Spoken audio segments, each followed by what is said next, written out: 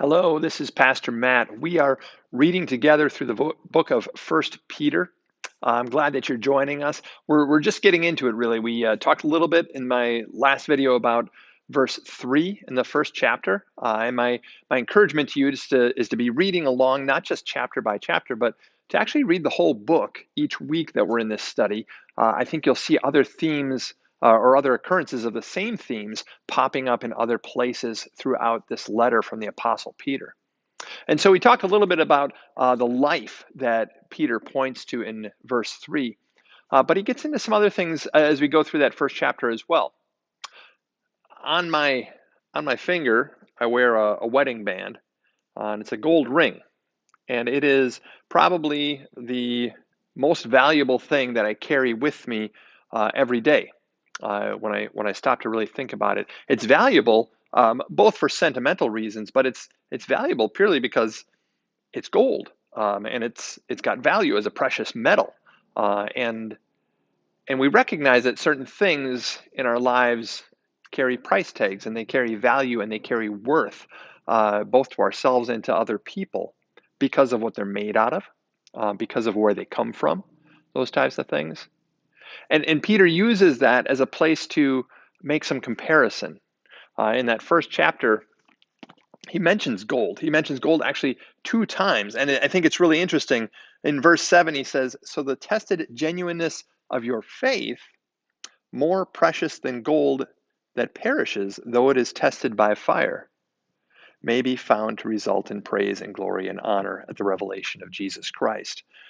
Gold, which is tested by fire, which is proven, which is refined through fire, though that gold perishes eventually, it gives way with the rest of this world. It is not intended to last forever, but your faith is worth more than gold because your faith lasts.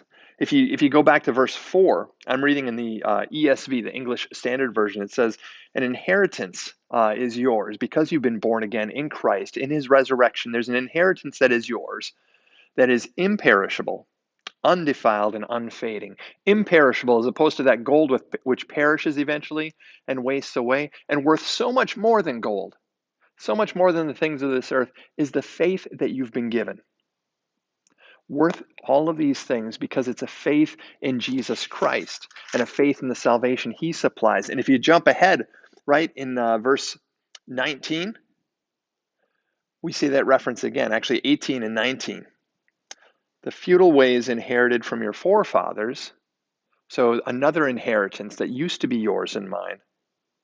"We've been ransomed from those things. We've been bought from those things, not with perishable things such as silver or gold, not with mere silver or gold, which eventually wastes away, eventually doesn't last, eventually gives way with the rest of this world, but with the precious blood of Christ, like that of a lamb without blemish or spot." So, in Peter's mind, gold has some value, but there's something even more valuable. There is this gift from our God. There is this inheritance, which is so much better than some gold or other precious metals that might be inherited through parents or grandparents or anyone else. So much better than the sin that we inherit as we're born into this world. We are given this gift of Jesus' blood, of his life given for us, his blood shed on the cross. It is so much more valuable than gold or silver.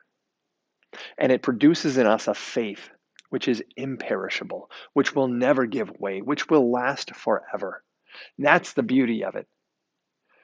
So Peter isn't knocking those things that we call valuable in this world. He's just asking us to remember that we've got a gift that's even more valuable than anything we can find in this world. And when we recognize that, we celebrate and we cling to it and we find hope in that place instead of finding our hope anyplace else. I'm Pastor Matt. Thanks for reading along. I'll see you later this week with some other thoughts from the first chapter of 1 Peter.